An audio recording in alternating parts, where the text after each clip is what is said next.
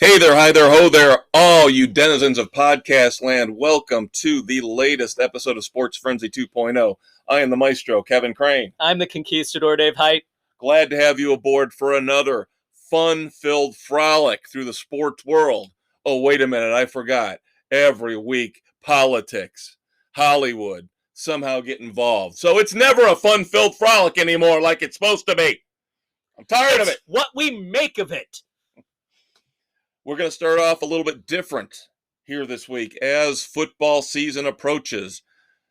Football is taking over the big headlines this week. So normally we'd be going with the boys of summer, but now we're going with the men of fall. Holy shit, where do we even begin? Well, I would like to say, thank you, NFL. Thank you, Cleveland and Carolina, for actually doing something big on Wednesday instead of Thursday. Yeah, no kidding. Because we've got this a topic. Is a miracle. We've got a topic coming up in NCAA football that hit Thursday, as usual. So, first off, finally, Baker Mayfield has a new home. He is going to the Carolina Panthers, supposedly to quote unquote compete with Sam Darnold for the starting job. I don't believe that for a second. Yeah, there's no comparison between the two. If Baker Mayfield's healthy, he is the better quarterback. By far. Now, for a 2024 conditional pick, wow. At its best will be a fourth. At its worst will be a fifth. Panthers are only picking up $4.85 million of the deal. The Browns are paying $10.5, and Mayfield, to get it done, consented to receive the remaining $18.8 million in incentives. I thought, no, 18.8 is a total contract. 3.9 million in incentives. The remainder is in incentives. The remainder, okay. Yeah, so it's 10.5, like you said. Cleveland's picking up that. 4.85, Carolina's picking that up, and then the remainder of the 18.8, which is 3.9 mil, is in incentives. Yeah, Mayfield converted to incentives. Okay. Yeah, if he was getting that much on top of the almost 15, then we're going back to Matthew Stafford rookie money before they changed the system. That's not going to happen.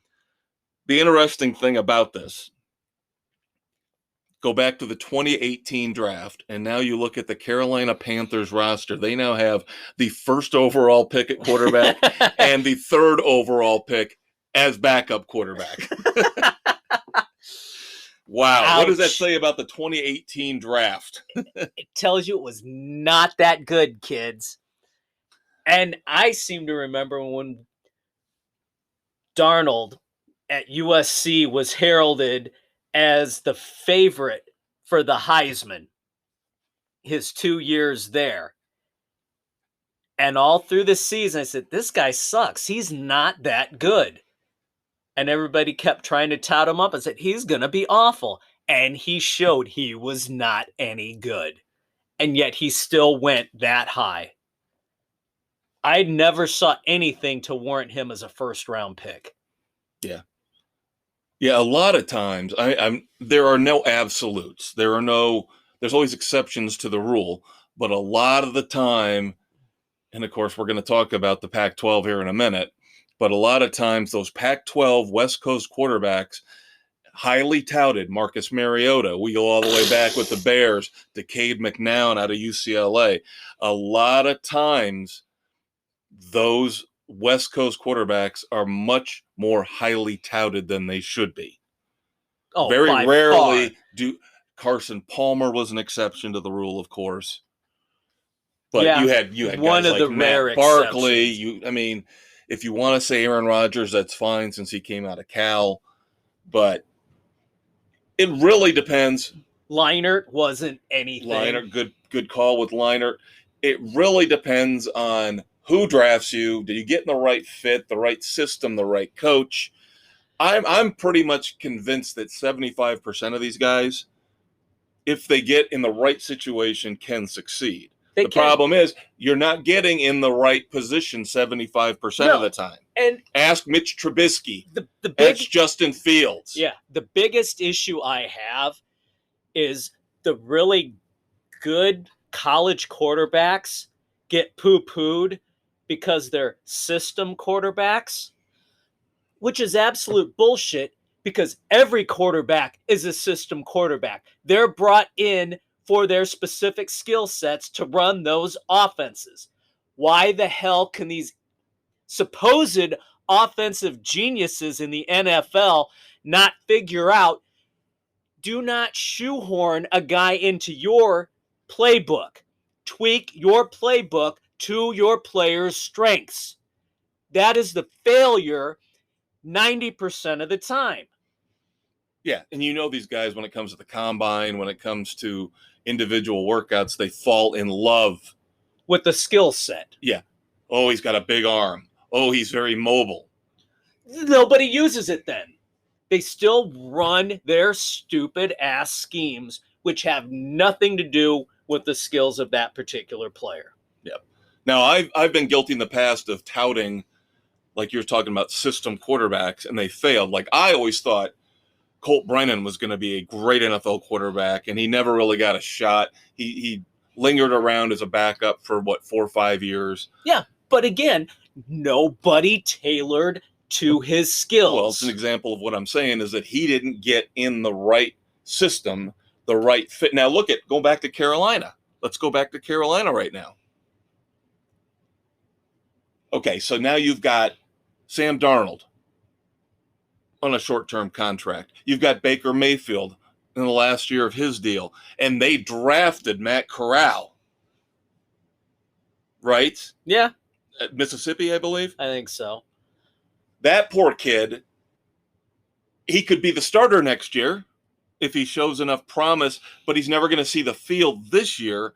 He's going to have to show promise in preseason, in workouts, in training camp, because he's never going to see the field this year. But next year, they could be done with both Mayfield and Darnold, and Corral, all of a sudden, if his knee's healthy, could be the starter de facto in year 2.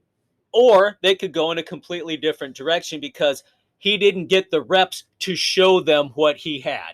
That's another problem as well. Is you bring in, let's bring in this person back. But quarterbacks are not developed anymore. They're thrown to the wolves, sink or swim. And if they can't hack it, they might linger as a backup and never see the field again. Develop your players. Well, so then what you're saying, you're telling me that this is a good situation for a Matt Corral. Is that it should he's got a year to learn. It should be if they're smart enough to do it. Right. Now I'm saying year 2 he could get thrown to the wolves, but that's better than most. That's better than most. At least he's sat and seen if they work with him and get him practice reps and try to develop him. Right. Yeah, and we talked about this when we talked about the draft. This year's quarterback crop is lucky in that respect, in that most of them should be able to sit and watch for a year. Even Kenny Pickett. They could throw Mitch Trubisky out there.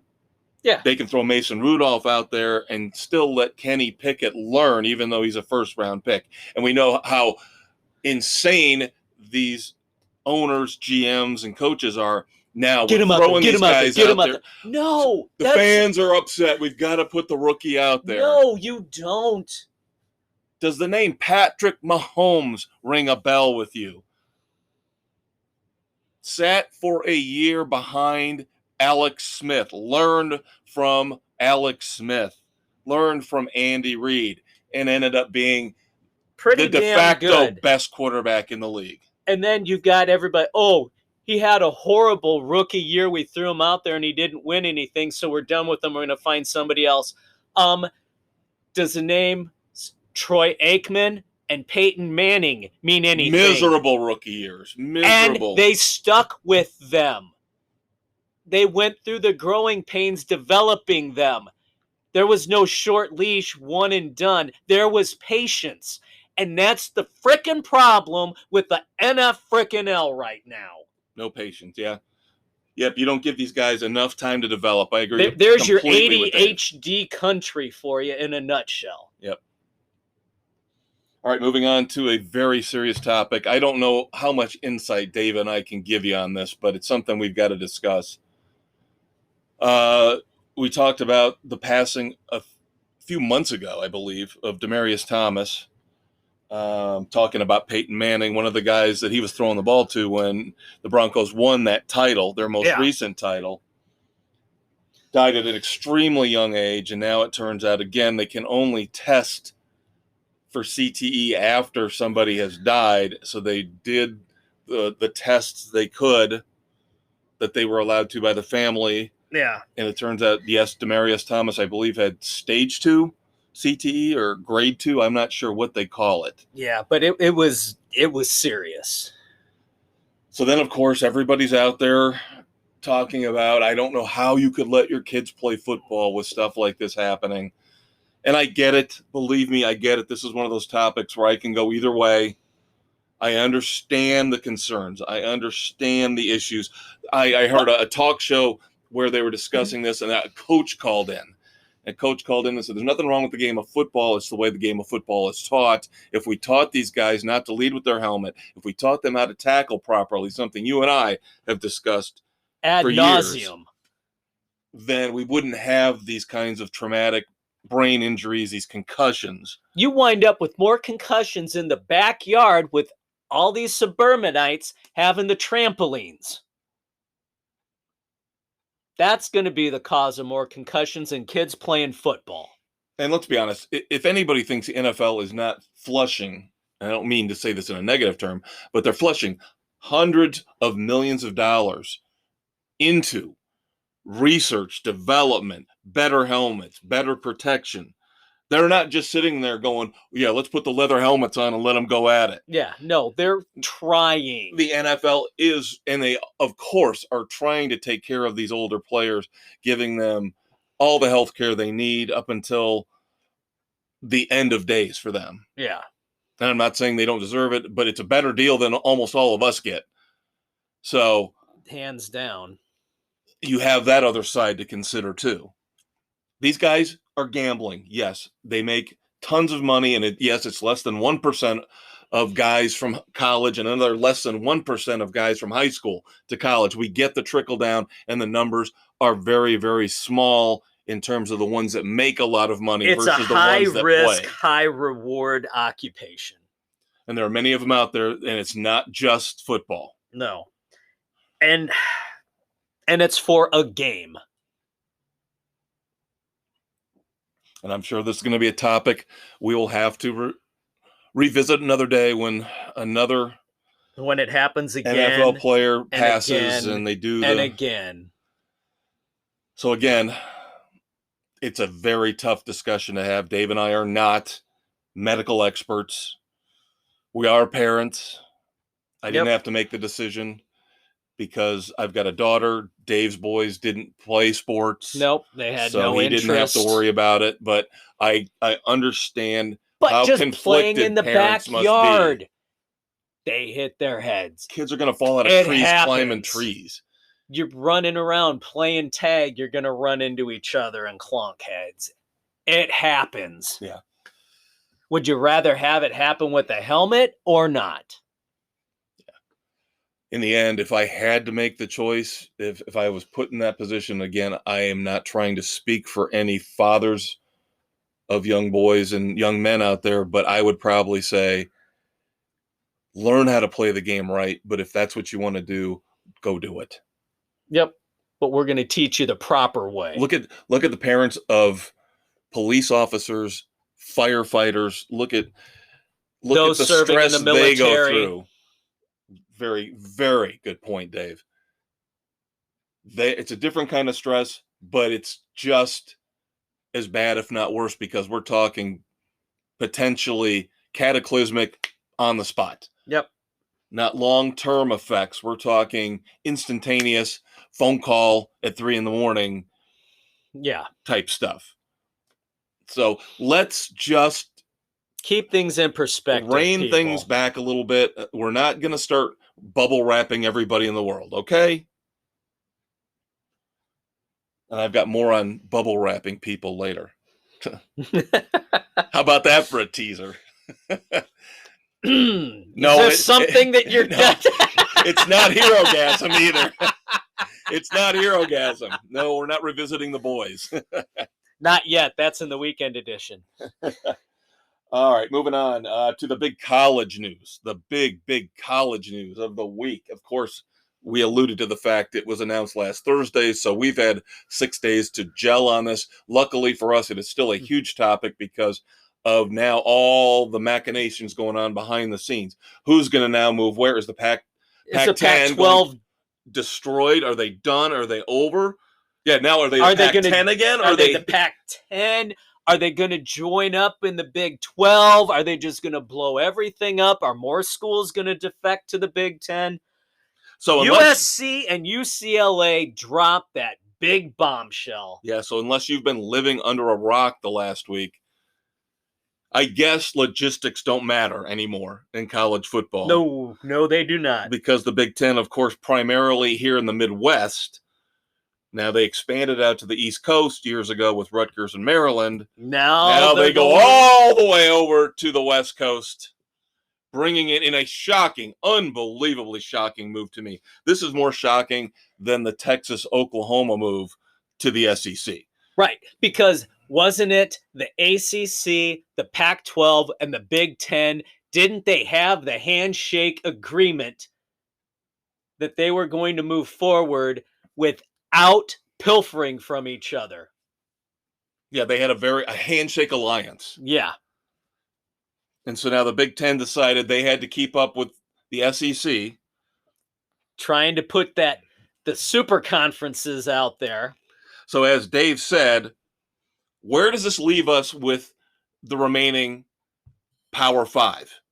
How's this all going to work out? And, of course, we're ignoring all these other Division 1A schools now in name only. What about Eastern Michigan and Akron and Toledo? These schools now, no hope in hell of ever sniffing a chance. They might as well create another division for these teams, these schools, because the money-hungry Power 5 now eating itself up. Yep, we all knew that the NCAA amateur athletics was a joke. It was a smokescreen they perpetuated for these schools to rake in millions upon millions of dollars every year through the TV contracts and sponsorship deals for the schools and whatnot. Now it's rearing its ugly head in the worst possible way. We've talked, it has to get blown up, go stupid before it can be fixed. And they're going stupid. They are going stupid. So as Dave alluded to, what happens to the Pac-12, the Pac-10, whatever you want to call it now, Pac-12 with 10 schools? Are they going to go out and pilfer San Diego State? Are they going to try to bring in a couple schools to get back to 12 or even go more than that? Now, the rumor is the Big 12 wants in. They're trying to go after Arizona State, Utah, Colorado. Now what's going to go logistically? What about Washington and Oregon? Those 4 logistically work for them, but the Big 12 says if we have to, we'll take Oregon and Washington too. Even though travel-wise, it'd be even a bigger nightmare for them.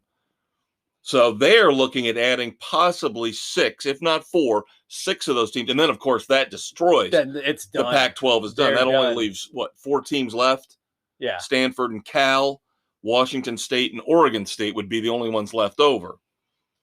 Then there's rumors that maybe they'll negotiate a complete and total merger between the ACC, or not the ACC, the Big 12 and the Pac-12, and just bring them all together and call them the Big Pac.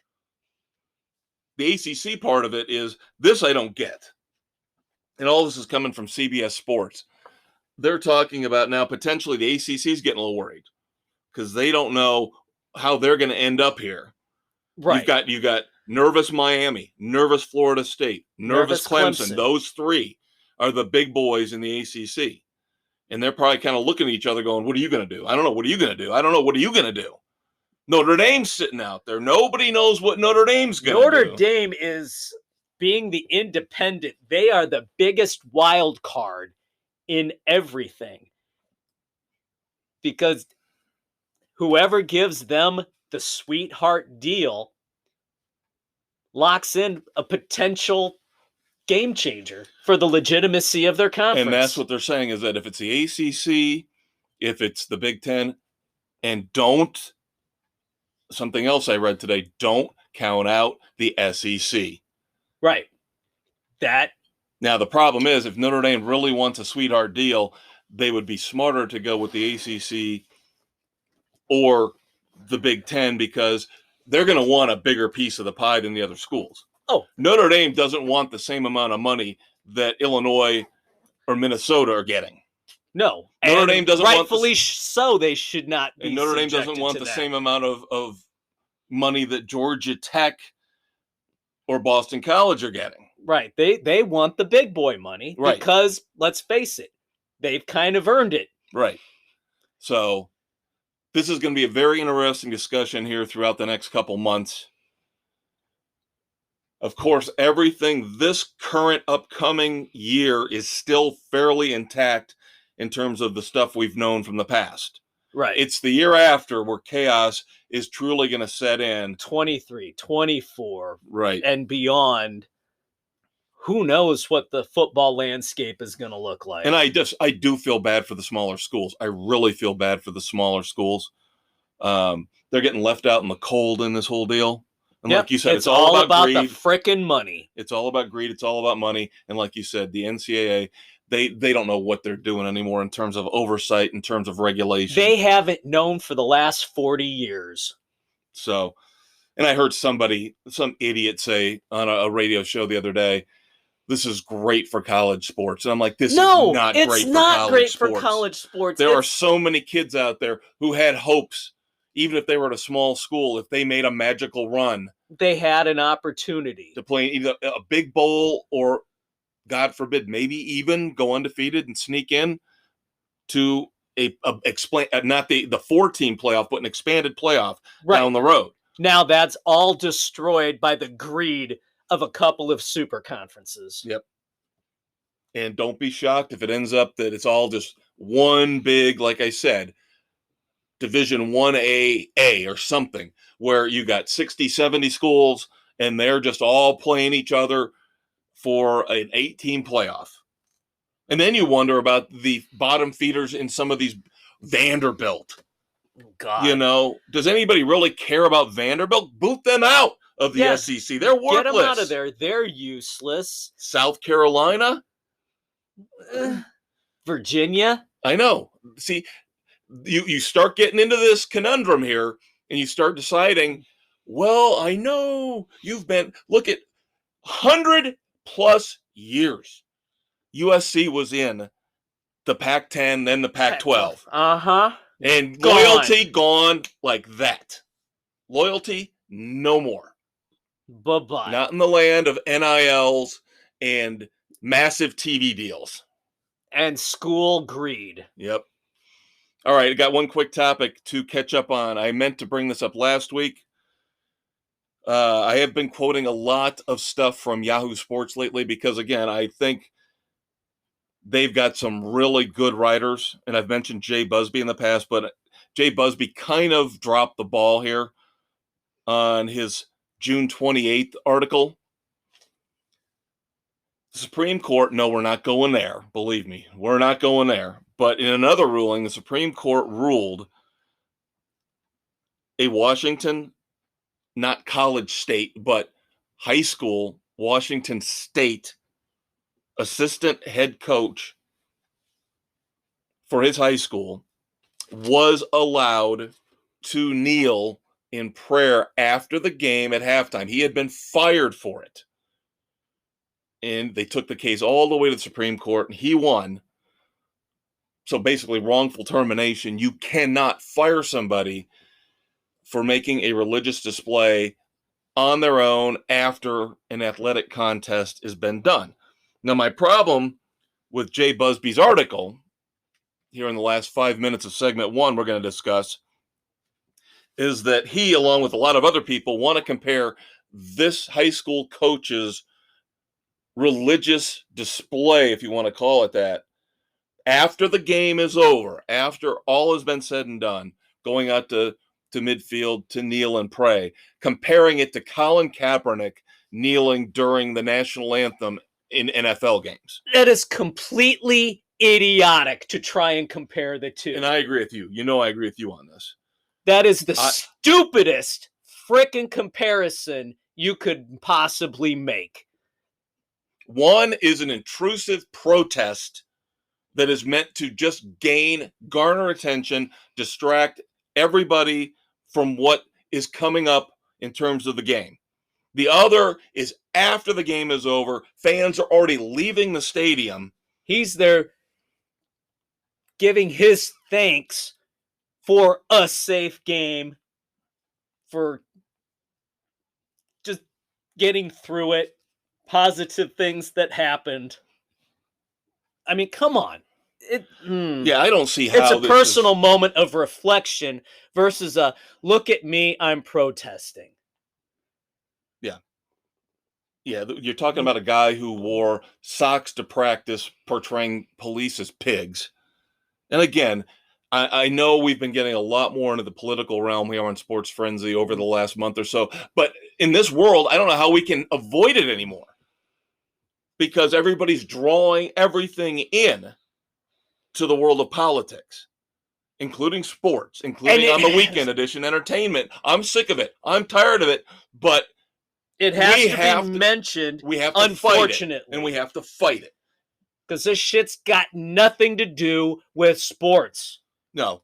I have said over and over again, I said it last week on the weekend edition, Colin Kaepernick, or an entertainer in that instance last week, you want to go on Sports Center, I don't even like the fact of him going on Sports Center, but you want to go on Meet the Press or the NBC Evening News and discuss your political views, and if they want to give you that forum, then you go for it. I'm not watching it because it's the news. I'll pick and choose. If I want a news broadcast, I'll pick and choose which one I want to watch. Stay off my entertainment venues. That's where I have a big, big problem, is when your protest, your opinions intrude on my leisure time and the things I'm turning to make get me away forget, from this crap. Whether it's movies, music, or in this case, the NFL. I don't see, outside of they're both kneeling, how these two cases, how these two situations are even close to being similar. They're apples and oranges to me. Completely agree. And I'm sure, again, there are people out there that do not agree with us, and that's fine. Feel free to drop us a line. Feel free to go to our Facebook page and put your form of protest on our Facebook page. I'm all good with that. And let's have a civil discourse. I don't want this, oh, you guys are fucking idiots. Fuck you. No, that is not civil discourse. Do it like it's a debate. You give us 100 words, point by point, as to why you think we're wrong. Do it in an intelligent manner, like Dave says, and we'll be more than happy to respond in kind. Yes, I know we curse and swear on this show all the time, but that's because we're so fed up with the people Dave's talking about, the morons who don't know how to have a civil discussion, that we blow a gasket. There's only so much we can take. That's right. All right, that's wrapping up segment 1. Coming up, segment 2, baseball. Racing, NBA. We'll talk about the upcoming race at Atlanta. We'll talk about the Cubs and the White Sox, of course. Not a ton in baseball, so we're going to try to jam a condensed whole bunch of stuff in segment 2 because we got a ton of dumbasses in segment 3 to get to. Yep, stay tuned. We'll be back. Hey kids, ready for a blast of dairy goodness? Pick up Sports Frenzy 2.0 milk at your local grocery store. Remember, when you drink Sports Frenzy 2.0 milk, you're not only enjoying a healthy treat, you're helping to locate missing sports heroes of the past and present. Our cartons and jugs feature pictures of Peng Shuai, Ryan Leaf, and Sammy Sosa as we do our part to find the lost icons of the last 30 years. And don't forget our special weekend edition chocolate milk containers Available on Spotify, Google, Radio Public, Pocket Casts, and wherever you listen to your favorite podcasts, because they feature celebrities like Lindsay Lohan, Helen Hunt, and Jean-Claude Van Damme. Pick up a gallon today.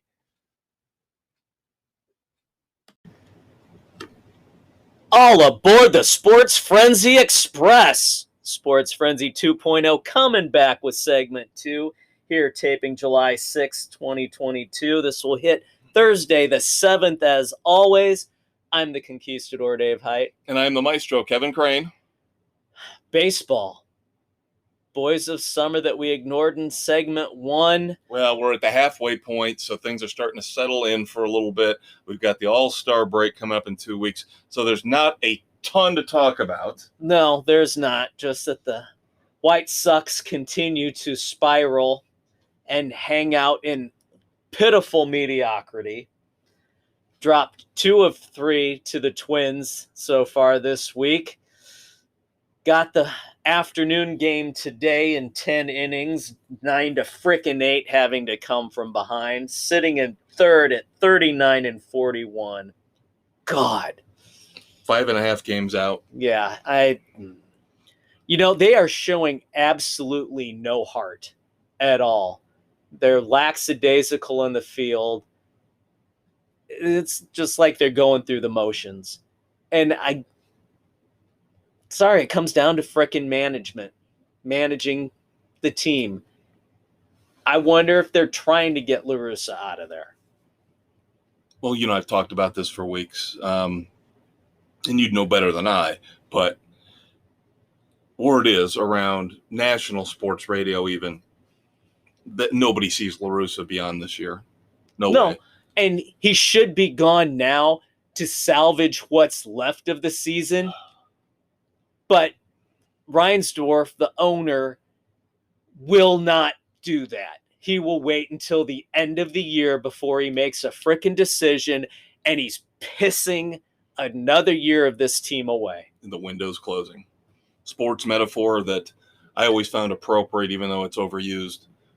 You know when your team's windows are open and they're getting bigger, and you know when they're starting shrinking. to close. Yep. Ugh. The Cubs, of course, have actually looked halfway decent here over the last week or so. They are 34-48. They're tied for third in the NL Central, but they're 12 behind the Milwaukee Brewers. Of course, no hope. They're going to end up sending Wilson Contreras to the All-Star game, and he's going to be out of town a week or two after that, which is just sad and pathetic. One person who might not be traded, though, because of shoulder issues. Oh, Kyle Hendricks. Yeah, Kyle Hendricks had to leave yesterday's game after 3 innings. Shoulder tightness. Yep. So, does that bother me? No. We've still got him next year. You can trade him next year. You won't get arguably as much, but I look at it this way. He's not having his best year. No. So if he comes back from this and does better, then maybe you'll get a little bit more out of him. Yeah. The funny thing about the Cubs, we've been waiting here for how long? A month and a half, 2 months for Seiya Suzuki to come back. He comes back the other night, hits a home run. Next game, hits another home run. So what does David Ross do? Third game, sit him.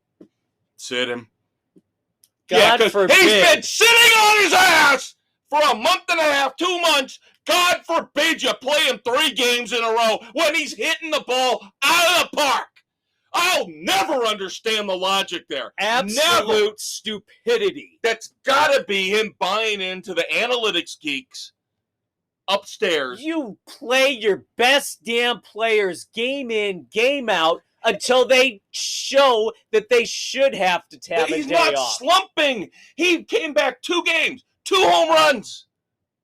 You run the best players out there every damn day. None of this, we're going to sit our guys on a Sunday afternoon. No bullshit. You play your best damn players every freaking day. Oh, I think they did put him in late in today's game as like a pinch runner or something like that. Lottie freaking da.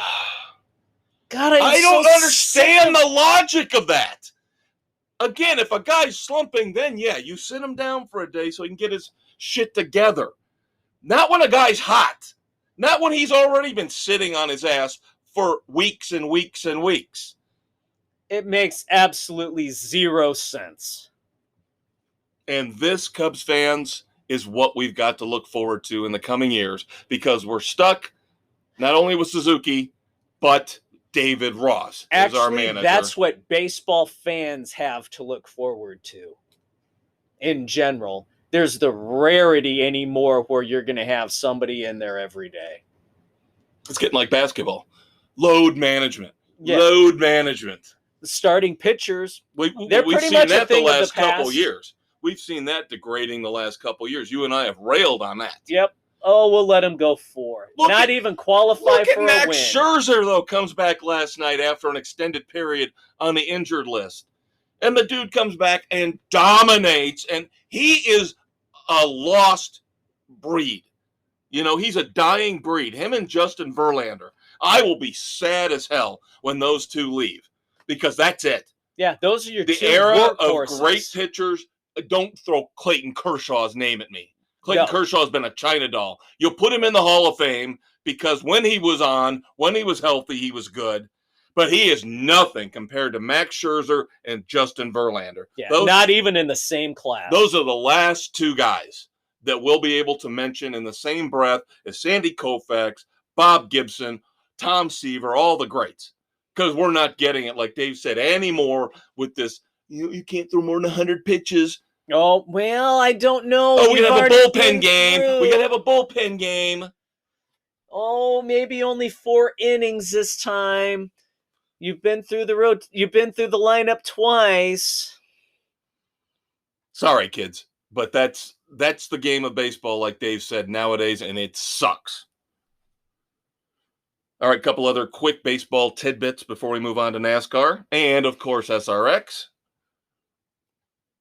I feel bad for Freddie Freeman. I do. Now, I shouldn't feel too bad because he's a rich man. Yeah, he's a rich man. He's a rich man. But last week, getting the ovation he did on his return to Atlanta, and then he fires his agent because supposedly things leaked out that said he was not made aware of an Atlanta offer that would have maybe turned his opinion, his attitude back to the Braves.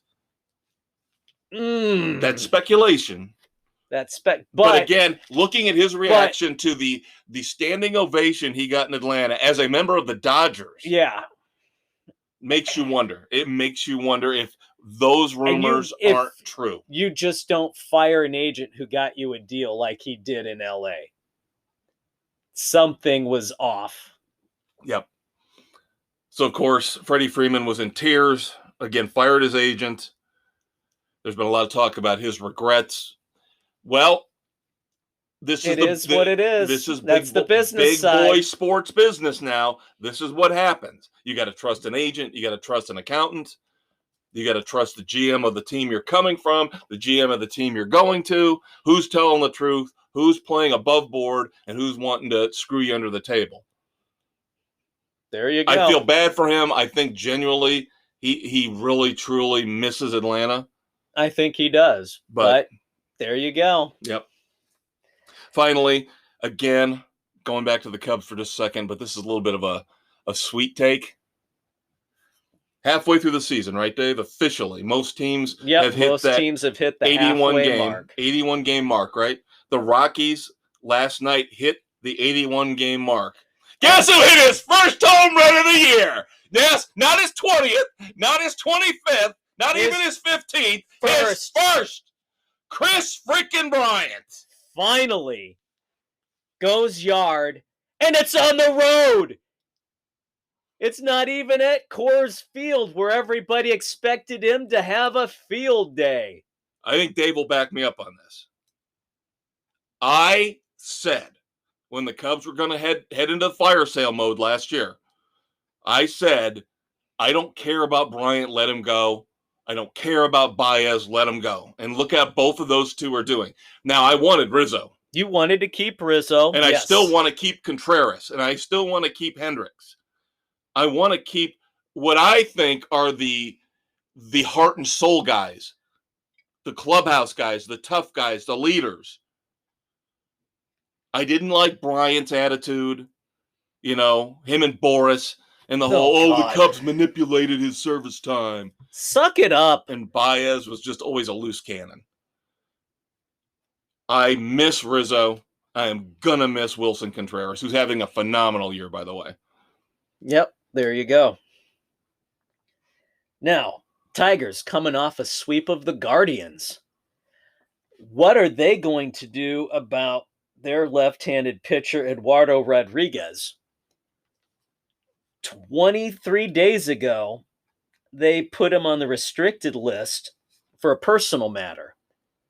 They've reached out to him and have not received any reply. Wow. Yeah, he's like MIA, and they're just waiting for him to get back to them at this point. Wow, yeah, that one I had not heard. Yeah. I mean, I know who he is. He came over from the Red Sox. Yeah. He was one of the bigger pitchers to sign. Yeah, he had a little bit of a separated or a lat issue, and then he had personal matters he wanted to take care of, and they put him on the restricted list, and here we are over 3 weeks later, and he's not contacted him back. So are we saying he's becoming the Kyrie Irving of baseball? Who knows at this point? God, just hope everything is all right with him. And yes, we'll get to Kyrie Irving here in a few minutes. So yeah, crazy. Of course, we hope everything's okay. But that's, dude, you're a professional. Act like it. In the age of cell phones, pick up a cell phone, go get a burner, and call the Detroit Tigers. All you and have let to them do know is text and say, I'm okay. I'm just still working through whatever. Just let them know you're okay. And again, in this day and age, there's no excuse. Say, okay, that's fine. There's no excuse not to be in contact. Right. All right, moving on to racing. Starting off with NASCAR. Road America. The Quick Trip 250. Chase was good. Our pick, Chase Elliott, was really good. He got the pole, but he just wasn't quite good enough. And really, for most of the race, first stage, finished 10th. Second stage, finished 9th. Come on. They were playing follow the leader. Everybody would pit behind him with 3 laps to go.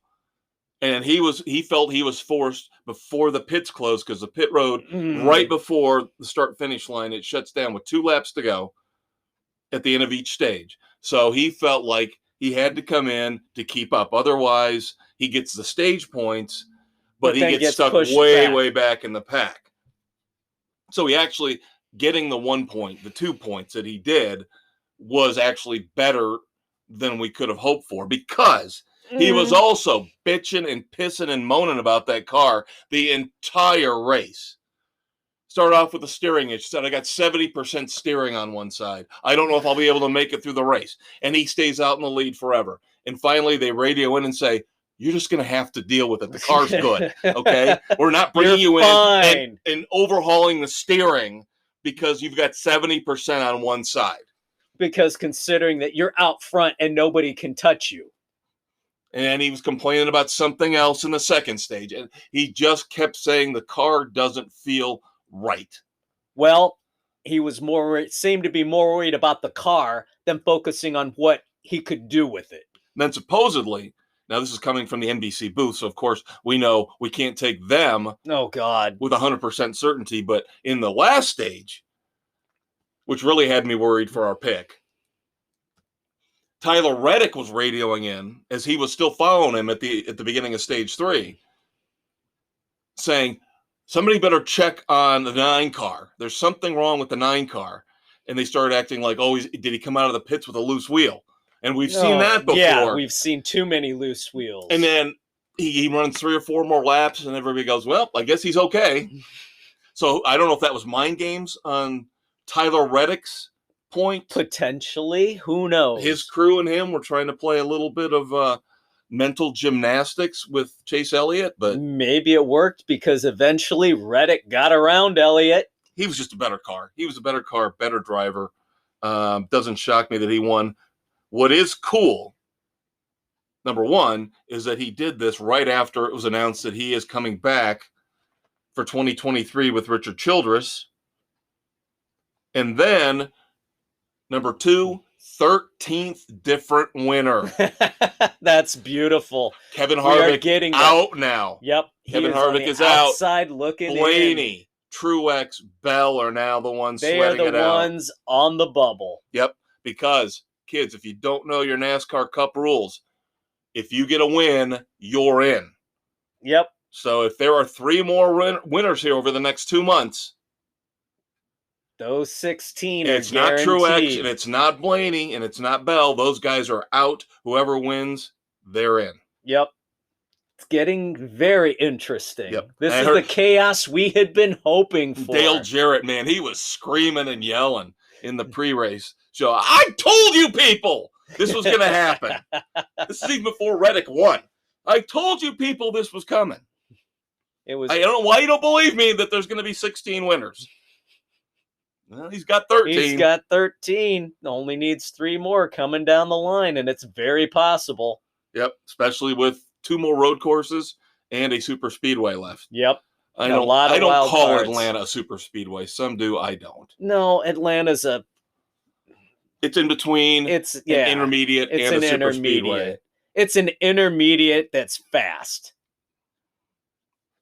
All right, next up, speaking of Atlanta, the Quaker State 400 this coming Sunday, July the 10th, 2022, race 19.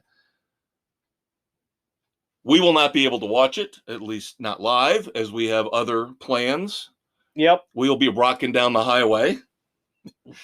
Yes, we will. But, of course, we'll watch it on tape delay, DVR, or we'll just read an article or two and figure it out. That being said, you're still getting picks. 6 of our 8 panelists are in. We've still got half an hour left before our picks deadline Wednesday night. We've got one group of 2 who are simpatico with their picks. That would be David and Aaron. Yep, we are going with Mr. Byron. Thought about it. Very hard. Going for the repeat at Atlanta. Every time I pick him, he never comes through for me. I'm snake bit with picking him, so I just can't. I couldn't pull the trigger on him. I'm going to burn up my last Ross Chastain. I just love the speed the Trackhouse cars have got. And again, I'm using Chastain somewhere else. It's tricky because you want to look at the stats from past years at these tracks. You can't do it. Especially at Atlanta. I looked at the last race earlier in the year is what I looked at. And it was so completely different from any other race there. Right. It was ridiculous. And of course, who finished 1-2 in the earlier 2022 Atlanta race? I believe that was William Byron and Ross Chastain. So there you go, kids. That explains a lot as why we're picking the way we are. Sam is going with somebody who normally does run extremely well in Atlanta, but again, with the new cars, the elder statesman goes with Martin Truex Jr. Bill with a very solid pick, somebody who is proving he's taking to these new cars very well, and he ran very well at the spring Atlanta race. That would be Kurt Busch, the clean Busch. And then finally, out of the 6 picks we've got in, Doug, looking like if I could get into his head, which I really wouldn't want to ever. No. Sorry, Governor. But if I could rationalize his pick, I'd say now that Harvick is out, desperation mode sets in. He's got to make up points on Christopher Bell, or he's got to win a race. Right. So Doug's going with Happy Harvick, who historically had run very well at Atlanta. Right. But again, new system, new cars, setup, new track setup. Yep. All right, moving on real quick to Dave and I, our personal favorite of the new racing system setups, circuits, whatever you want to call it. Second year in for SRX on CBS. Yep.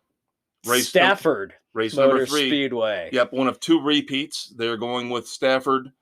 They just did that. Yep. This week it's the Nashville Fairgrounds. Yeah. And then they go dirt and dirt to wrap up the six race SRX season 2. Dirt's gonna be fun. Now Ryan Newman ends up being the third different winner in 3 races. Yep. Newman had a very solid run. Very good car. Yep. Did a nice little bump and run on Marco Andretti to take the lead in the closing laps. He just bided his time, worked his way up through the field. Beautifully done. Yep. Very happy to see Ryan back in victory lane. Yep. And, we do a lot of negative stuff here. I get that. I know. But it was really cool at the end. They panned in on his daughter, and she was in tears. She was so happy. Yeah, and both his daughters were thrilled. Yeah, so that was kind of cool to see that. I do have one complaint, though. Not with Ryan Newman and his win, but they had an overwhelming amount of coverage on the Andrettis during the race. Way too much. And here's my question. How about 5 minutes for Hailie Deegan? You don't even show Hailie Deegan, except you got a camera in her car that you're showing us all the time. I don't get to see an interview with Hailie Deegan, not during the heat break before the main event. I don't get any Hailie Deegan. Where's my Hailie Deegan fix? No, but I got to see Mario Andretti, Marco Andretti sipping wine, clinking glasses. And God, was that pathetic of Mario to make sure he turned the bottle to show that it was an Andretti vintage wine. See, I didn't catch that. Oh, yeah, they're sitting there at the table, and he pours, what's her name, a glass. Lindsay Zarniak, yeah. Pours her a glass, sets the bottle down, and twists it to show that it's Andretti Vineyards. Great. Shameless self-promotion. Never miss an opportunity to self-promote. Hey, we see that with Michael Waltrip and his brewery. Yeah, at least this week, his name wasn't on Helio Castroneves' car. Number one, because Helio wasn't there, but they did do a little spot on that. They did do a spot on the brewery. Yeah, that was cool. That was fine. And I would have been fine with one Andretti spot, not 2. We didn't need 2 Andretti spots. We did not. So. All right, moving on. And hey, let's give it up for Paul Tracy finishing 3rd, his best finish without carnage. Yeah, he did, though. He not ripped off into the grass. And he ripped off the front of Michael Waltrip's, the cage on the back of the SRX cars. Yeah. When he went to pass Michael Waltrip, it snagged on the front of Michael Waltrip's car and just ripped it right off. Yeah. But hey, let's give it up for Tracy, though, for having a solid run for once. The bad boy of SRX. I still would demand a new color. I still think they need to do more to get the drivers' names more prominent on these cars, because we're not familiar with the sponsors like we are in Cup Series. Right. Where I know who the Ally car is. I know that's Alex Bowman. I don't know the sponsors and all of the with the names being on the rear quarter panel. Right. The drivers' names should be on the door like they used to be in IROC. There you go. Yep. Agree completely. All right. NBA, stupid money season for the NBA. We got to talk about this for a couple minutes. But of course, the biggest news of the last week has nothing to do with money that was handed out this past week, but we'll get to that in a second. First up, biggest contract in NBA history goes to, if you're going to give it to somebody, this is deserving money. Nikola Jokic gets 5 years, $264 million from the Denver Nuggets. Again, it's silly, stupid money.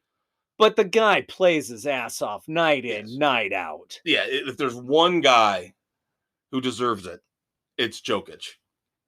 One guy who does not deserve it, and I know the New Orleans Pelicans were stuck in a very, very rock and a hard place type situation. They gave Zion Williamson, who has been hurt for the last, year plus? Yeah, this was bad. A max rookie extension, 5 years, $193 million. There are escalators for the 22-23 season, which he'll never make, like being MVP. Yeah. that could kid bump it up to $231 million. Never should have approached this kind of money at This this point. is the stupid money we're talking because about. he has not proven anything at this point. Right. He should not be paid. He's shown glimmers of the potential, but again, he's a China doll. Yeah. And you know next year it's going to be load management because they don't want him to break again. Yeah. They absolutely not worth that kind of money to play a freaking game. Of course, there are petulant players all around the NBA, even more so than any other professional sport. We know this. We've known this for years. James Harden.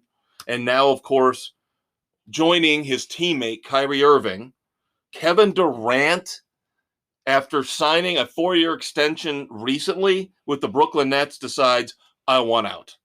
I am demanding a trade. He is getting shellacked. He is getting lambasted. He is getting roasted. Any adjective you want to use. And deservedly so. People are calling him a quitter, saying, okay, you quit on Oklahoma City.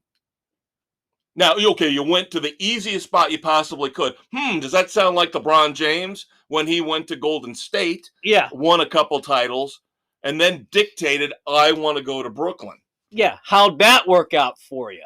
You've destroyed the Nets franchise. You and Kyrie Irving and James Harden, the three of you, have absolutely destroyed that franchise. Ruined the Nets. Because a lot of people are pointing out there's not much in the way of deals that will work.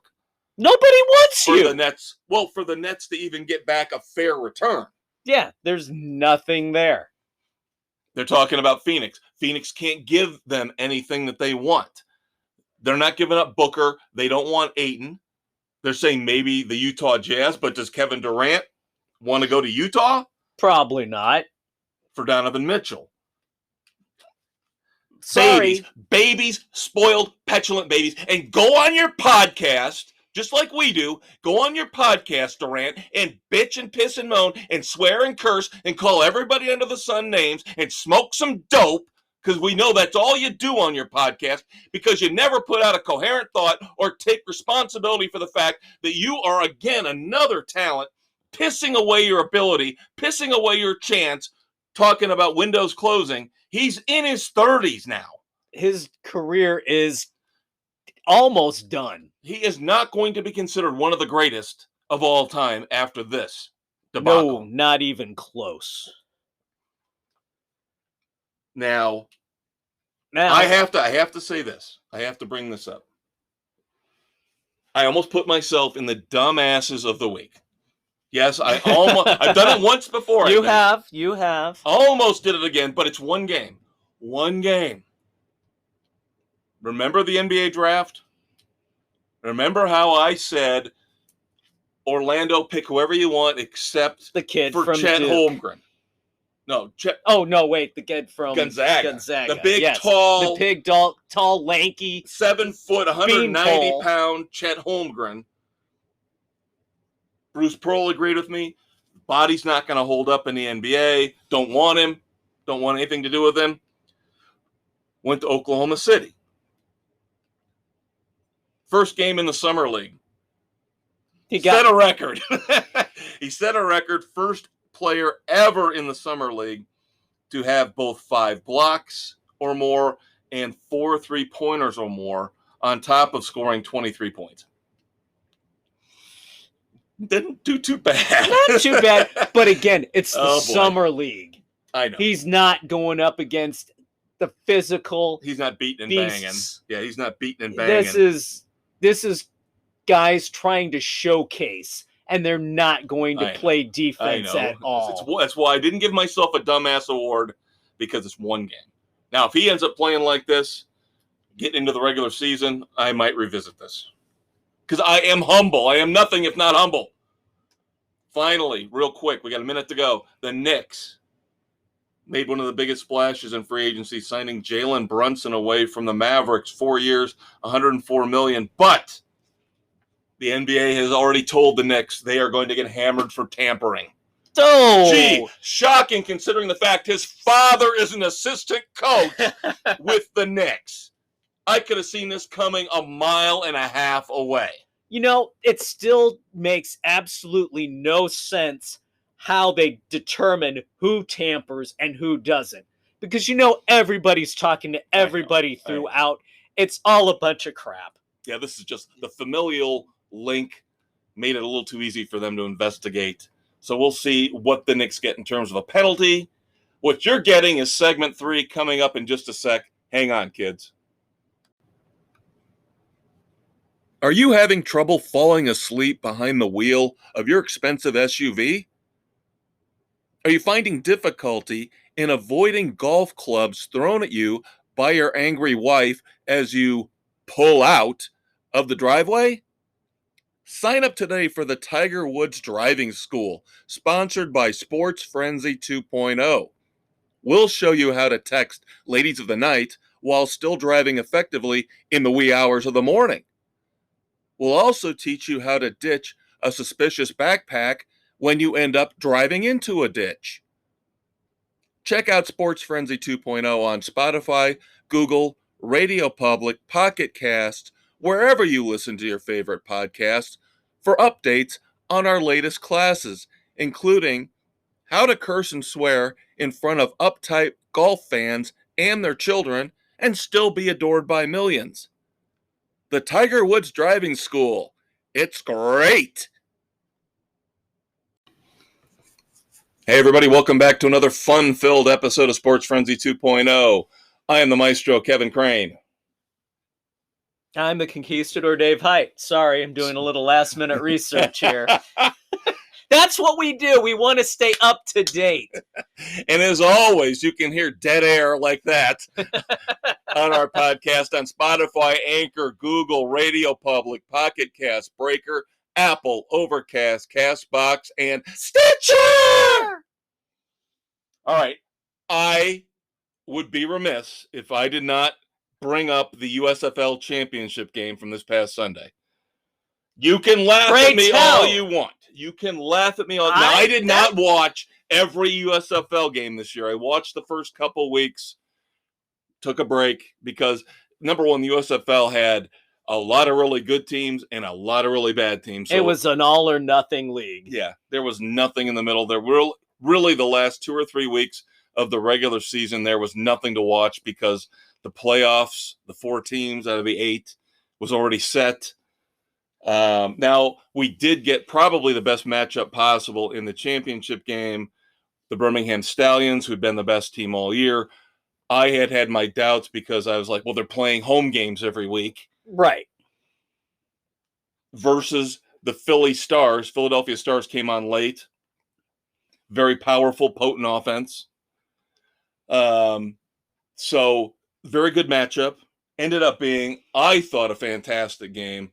Final score 33-30. Wow. Both starting quarterbacks knocked out. Holy cow. Birmingham won because they had a better backup quarterback. There you go. Their backup quarterback, Magoo. Yes, that's his name, Magoo. Mr. Magoo? Did he have the thick glasses? He had long hair. He had like Trevor Lawrence hair. So he was not like Mr. Magoo. No. But he had all those intangibles you and I were talking about earlier on the show. Big arm, very mobile. But I felt bad for Philadelphia because I think Philadelphia could have won this game if their starter hadn't got knocked out. Get this. The poor guy is getting married next week. Oh, no. Everybody in the booth was talking him up. He had 3 touchdown passes, no picks in the fourth quarter. They had the lead. Philadelphia had the lead. Looked like they were going to be able, if they just played a little ball control, move the ball a little bit, be able to win the game. Couple first downs. Eat the clock. Broke his leg. Oh, God. Broke his leg. Getting married next week. Oh, broke his leg. He'd gotten hit 5 minutes earlier in the game. Took a helmet right up under the chin. And they were joking around about it, and he was kind of moving his jaw, and they interviewed him on the sidelines and said, "You doing okay?" And he's like, "Yeah, well, my fiance'd be really mad if I busted a bunch of teeth and I'd have to take wedding pictures like that." Or broke my jaw and couldn't say I do. 5 minutes later, poor guy breaks his leg. Oh, God. And they're talking him up. broken fibula, I think. Oof. Didn't look like a Theismann type thing. Though. Okay. It did not. It actually looked like when they showed the replay, it didn't look like he broke his leg. Maybe bad ankle sprain. Maybe an ACL. Possibly. Did not think he broke the leg. Probably fractured it. Hopefully, it's not that major. Yeah, because they were talking him up in terms of he could probably be the top quarterback to come out of the USFL and make an NFL team. Not anymore, though. Not now. But here's the kicker. And again, I'm spending a lot of time on this. Sorry, but again, this was a great game. Backup quarterback comes in. This is where it breaks down with the backups. The backup for the Stallions being better. First pass. The pick six puts Birmingham in the lead. They go on to win the game. Oh. Now, he came back. The kid came back and was fantastic after that. He led Philadelphia back down to score another late touchdown. So they were close to being able to come back all the way. But too little, that too pick late. That pick six just killed him. Killed him. Ouch. So I thought the championship game was very fun. Again, the disparity in the teams didn't make for a great season overall, but I think the USFL's got some potential. There you go. All righty. Got a little breaking hockey news. History-making hockey news. San Jose Sharks have hired Mike Greer as their general manager. Why is that historic? He's the first Black general manager in the NHL. Very good. Hopefully this opens things up a little bit more. Players have started to come out more and more of late. You haven't seen it really in the coaching ranks. This general manager position is huge in hockey. And I will say this, not trying to be negative Nancy here, but we've talked about this before.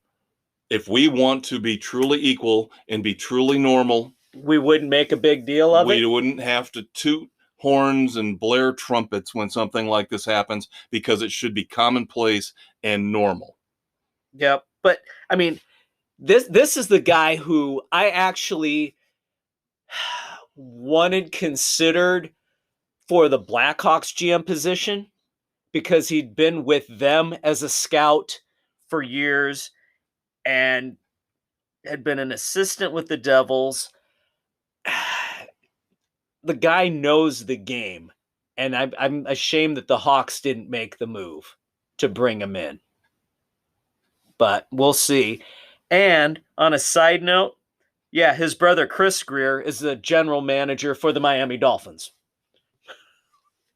There you go. That's a pretty some families, pretty successful family right there. Some families, they've got it going. Yep.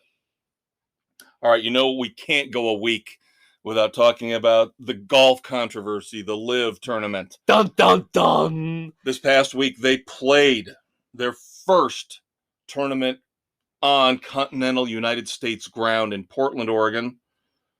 Brandon Grace won $4.4 million. Now, here's the interesting thing, though. Bryson DeChambeau came in 10th, pocketed a paltry $560,000 for 10th place. But he was interviewed afterwards on a podcast asking him, we've never really heard, how much did you get to play in the LIV tournament? And the guy guessed. The host of the podcast guessed at, what, $125 million? He said something like, well, you look like you're flashing a $125 million smile. And DeChambeau said, a little bit more than that. So even though he never officially confirmed a number, we know he got paid. Considering Dustin Johnson got 150, yeah, and Phil Mickelson got 200 million. That sounds about right. Now, he said it was a 4.5-year deal. So you got to split that up a little bit. But still, that's pretty much almost 25 million a year, just in appearance fees, basically. Yeah. Not counting prize money. Yeah, just to show up and play the events. Yeah. I mean, come on. I mean, the half year puzzles me I'm assuming that's this year because he didn't play the first Right. tournament. Maybe he's planning on skipping a couple other ones this year, but we'll see how that goes. But come on. Now, the European Tour is now banning the European players. Yep, 16 European players are threatening the DP World Tour with legal action over what you're saying. Yep. So, very interesting. And we still got little, here's the thing, little PGA Tour pissants, and I'm sorry to call them that. Just play your game. Just play and shut up. Okay? They make their choice. You made yours. Deal with it and move on. Like maybe, like you're alluding to, maybe they're bitter because they weren't invited. Could be. Like little high school petulant guys who weren't asked to try out for the football team. You know, they weren't big enough names. They made their choice. You made yours. Move on. And I don't want to hear any of the bigger names left who decided they didn't want to take a chance. You missed the boat, guys. Yeah. And all I can figure is that these guys are just mad because until we hear otherwise, maybe next year at the Masters, it won't happen this year, until somebody in the majors, the 4 majors, steps up and starts banning these guys like you were talking about with what's going on with the European Tour, then that's got to be why these PGA Tour players are mad, because they don't want to have to deal with Bryson DeChambeau and Brooks Koepka in the majors, which we all know are the ones that are going to cement your legacy in golf. Right. They feel like they shouldn't be allowed in the majors because they went with the LIV Tour. Who cares? The PGA Tour doesn't have control of the majors. They don't. And you know what? I'm sorry if I'm the LIV players and they're not going to let me play in the majors. I'm still laughing all the way to the bank. Yeah. And again, we've talked about the Saudi money. We talked about comparing it to the NBA money. Who get a lot from China. What's the big difference? I would take money from the Saudis over money from China any day of the week. All right, kids, time to move on. A couple of moments of silence here. I'll start off. When I used to watch ESPN, back when it wasn't politically correct bullshit, I did happen to see Hank Goldberg once in a while as he would lay odds, picks, predictions, you know. One of those guys that they still have around, especially on the NBA, like Woj. The big fat white guys who, you know, have never played a minute of athletic activity in their lives, who are somehow now geniuses when it comes to picking games. The ones who sit there with their stat books and their stogies and their bottles of scotch. And Yep, Hank Goldberg was one of the first. Like I said, Woj, now Brian Windhorst is another one. These guys don't look like they could do 2 sit-ups, let alone see their pee-pee when they wee-wee. But somehow they're genius experts when it comes to what's going on in the world of sports. But Hank Goldberg was one of the first, and he passed away. So thoughts and prayers to, in his way, a trailblazer. Yep, there you go.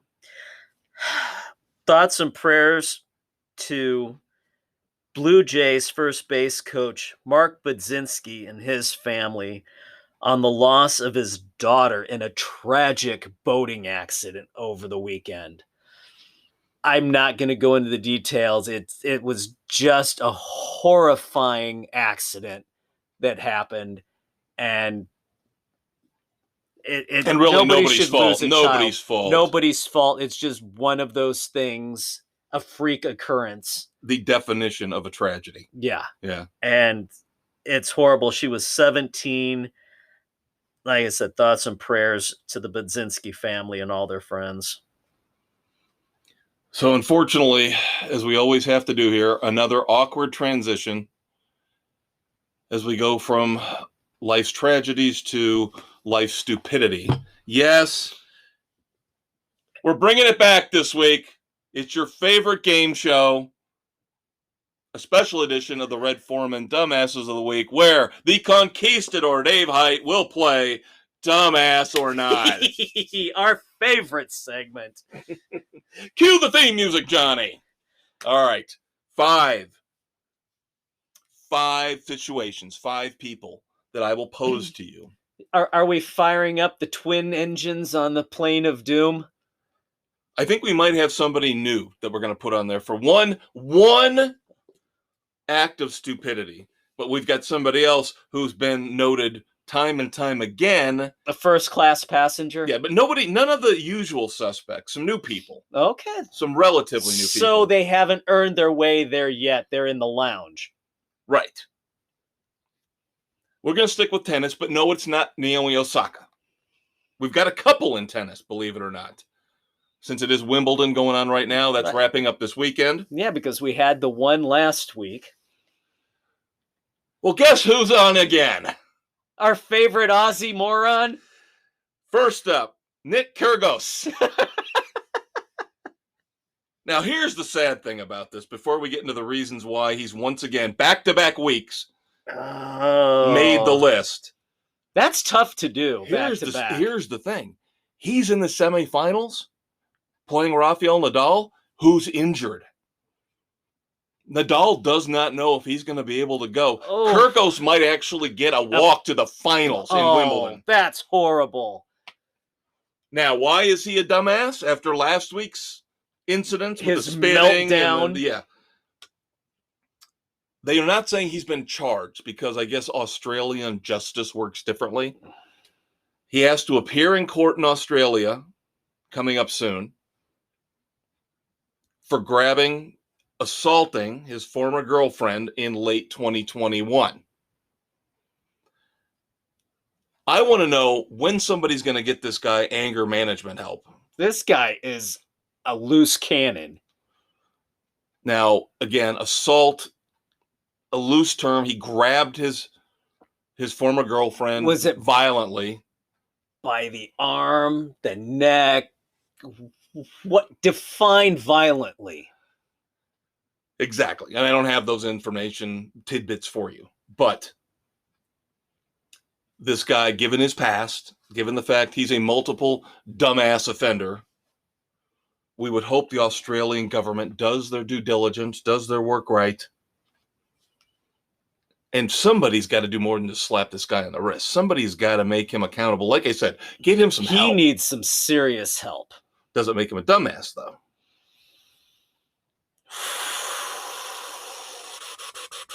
Yes, I'm going to call him a dumbass. All right. So he's in the lounge. He's in the waiting lounge. To board the plane of doom. He's getting the Kool-Aid. God, can you see if he wins Wimbledon? God. Given all the crap he's pulled recently? All right. Don't they have a morality clause? Yeah, it's okay to ban the Russian players, which they're appealing, by the way. The Wimbledon board or whoever they are appealing the sanctions they got from the WTA. Because, they can be prejudiced and racist all they want. Of course, Billie Joe Armstrong wants to go live over there because they're so wonderful and great compared to America. Don't let the door hit you on the way out. Sticking with Wimbledon. Potential dumbass number 2.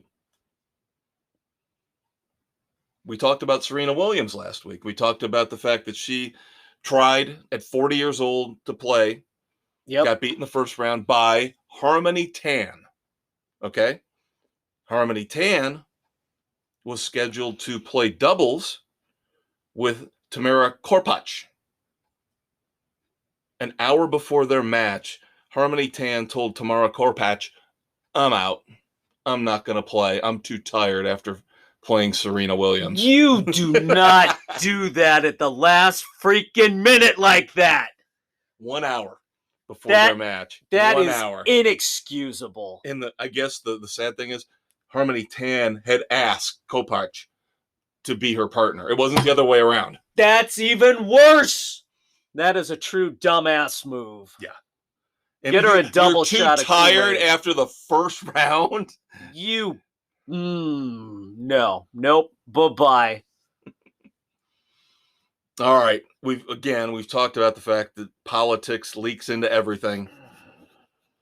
So the next few are going to have political undertones. This one really upset me. And again, we've talked about how ESPN has just gone off the rails when it comes to PC garbage, woke journalism.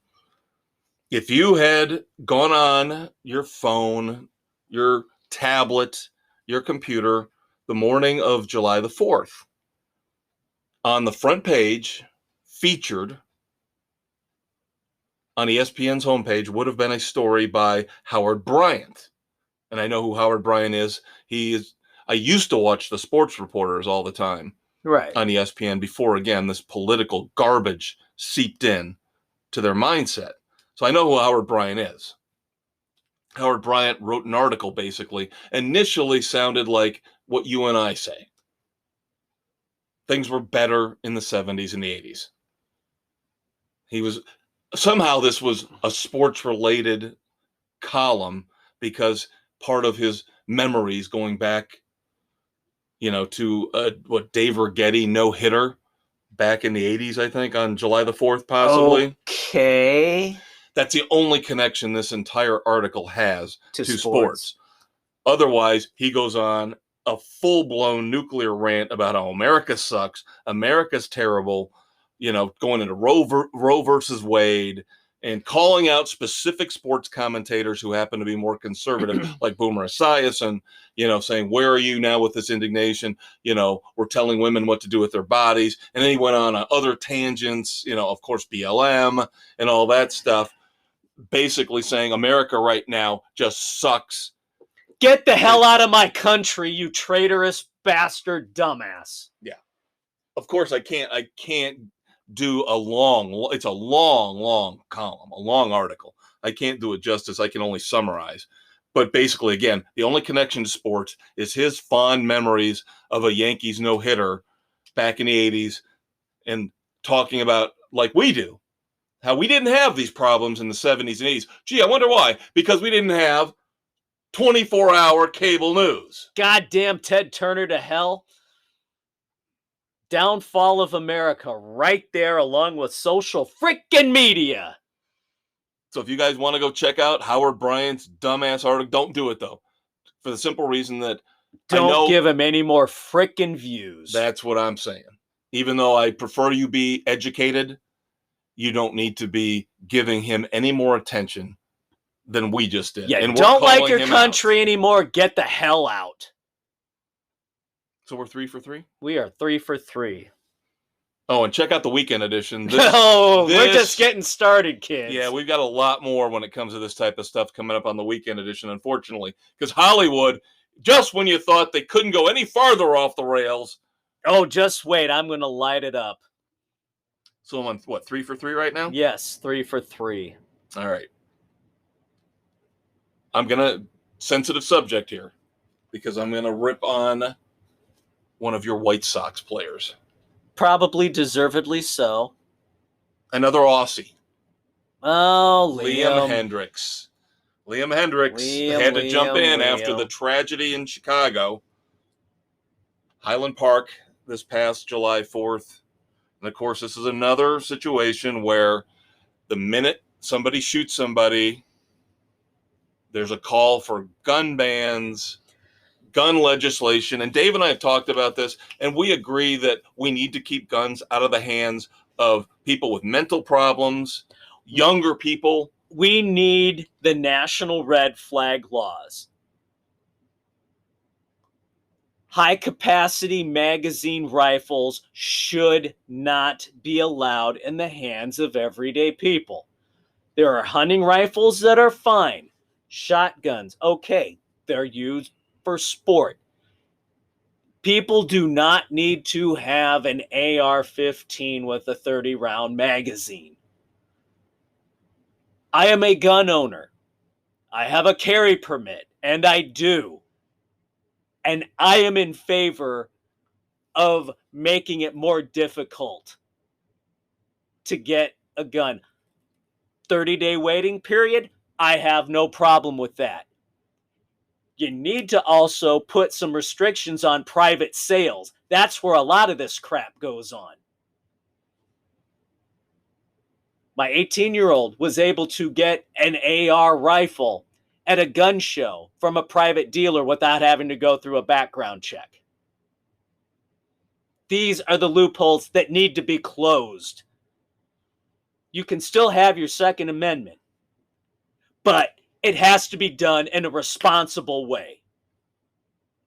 And again, like Howard Bryant, Liam Hendriks started off this interview, this little anti-gun rant, making sense, like you just did.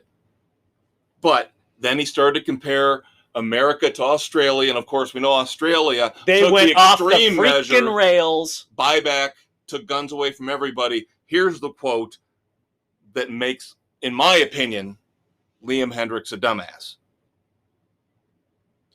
Protection isn't a good enough reason to own a gun. No, not buying it. I don't know that I can call him an outright dumbass, but it's borderline. Yeah, you probably need to see the whole interview, Probably. the whole 2 or 3 minute discussion. But did you know that there was a shortage on 3-inch PVC pipe in Australia for a while when they were doing the buybacks? Why, pray tell? Because people were keeping their guns, putting them in said PVC pipes, sealing them up and burying them. Oh, that doesn't shock me. That doesn't shock me at all. Doesn't shock me at all. Finally, lighten it up a little bit for the last one. So I've got 3 and then I got 1 maybe right now, right? Yep. All right. I think this is a slam dunk. The LA Dodgers, through one of their food vending companies, employ a gentleman named Roger Owens. Roger Owens is famous for tossing bags of peanuts to the crowd.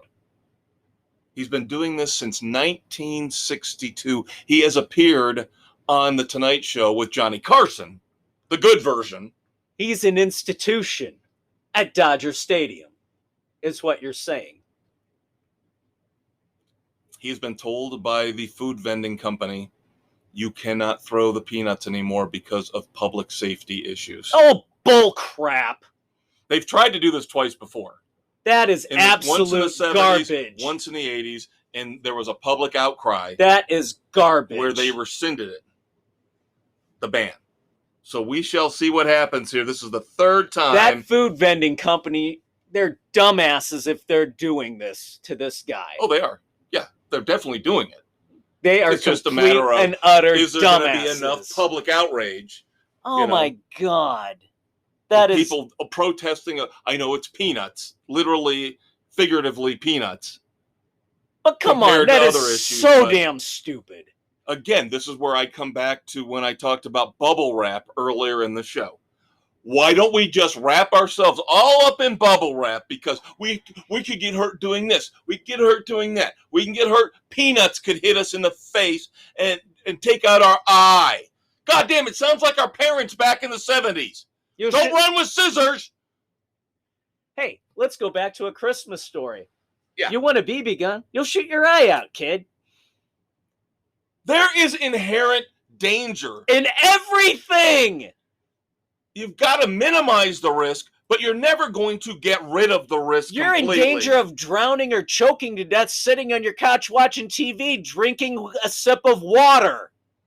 You probably got more of a chance with a peanut of choking, like Dave said, at home on your couch than you do of this guy hitting you in the face with a bag of peanuts and doing damage, doing physical permanent damage. This is the world we live in. Ugh. So I get this one, right? I got this that one. All right, 4 out of 5 with a maybe. That's pretty good. I did pretty good. Let's call it a 4.5. Yeah. I know where your heart is with the White Sox. And I know you need to see Liam Hendriks and what he said. I just thought the quote, protection isn't a good enough reason to own a gun. That's a little extreme. I've got issues with that. All right, what we don't have issues with is the weekend edition coming up this Saturday, kids. You need to listen to Dave and I as we review the final episodes of Stranger Things, Season 4. We review Fozzie's Boombox, along with some hard-hitting singles from Megadeth, Ozzy Osbourne, and Ugly Kid Joe. Yep, good stuff. I got a movie review for you. Good for him because I don't have one this week. Yeah, well, I took one. It's payback week, I guess. Make sure you don't miss the weekend edition, where Dave and I talk about all things entertainment in Hollywood, music, movies, TV, and streaming. Of course, dumbasses. Plenty this week. We might have even more this week on the weekend edition than we have, like you just heard here, on the regular Sports Frenzy. Yeah, I think it's a cumulative thing. Yeah. And it's just disgusting. Again, Hollywood. On every level. These people in Hollywood have lost their minds. And I will say what I always say over and over again. When did they get their PhDs in political science? When did they get their PhDs in socialism? When did they believe that people actually give a shit what they believe in? Because you put a camera in their face and they can't stop talking and yapping, and they let all the idiocy spew from their mouths. Yep. Stay tuned. We got it covered for you. Talk to you next week. He's the conquistador. He's the maestro. See you, kids.